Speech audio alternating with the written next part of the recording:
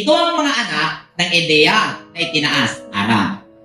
Una, ang pamamaraan ng pagninilay. So, ang ipinanganak ng ideya na Aram na itinaas ay pagninilay. Pamamaraan ng pagninilay. Pagmumuni-muni. Pangalawa, ang pamamaraan sa gulong ng buhay. Ibig sabihin, alam mo, ang cycle ng buhay. Paano mo, nalaman mo, paano ka magresponde sa mga sitwasyon sa pag-ikot ng buhay. Amen po ba? Whole. Pangatlo, ang pamamaraan ng wine press of vision.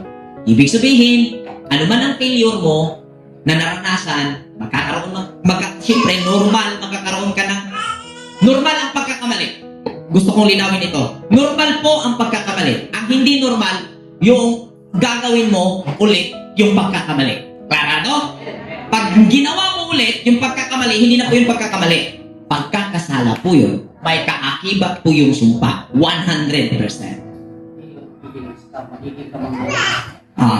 Hindi magiging wisdom. Hindi na yung wisdom ang pinapairan mo. Pinapairan mo katangahan at ninanais mo ang sumpa. Amen po ba? Yan po ang klarado. Pangatlo, ang pamamaraan ng wine press, yun na nga, ang pamamaraan, yung mga pagkakamali, i-turn mo into wisdom. Learn from your mistakes. Una. Pang-apat, pamamaraan ng pag-alis. Ito yung pinakahuli. At siguro, nandito pa tayo ngayon. No? At dito, ito'y atin ang isinasagawa, pati ito. Ngayon bago ko itong sinasabi.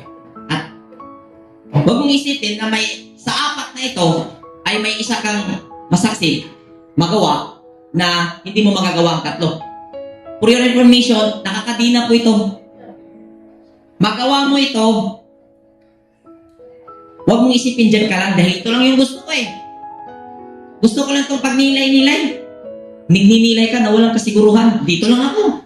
Pag nagninilay ka, syempre, ang nininilay-nilay mo ang gulong ng buhay. Pag nagninilay ka, nalalaman mo ang gulong ng buhay. At nininilay-nilay mo, tiningnan mo, kung paano mo baguhin, paano mo gawing wisdom ang mga experiences. At pang-apat, magkakaroon na ng resulta na nakakaalis ka sa karnal na buhay.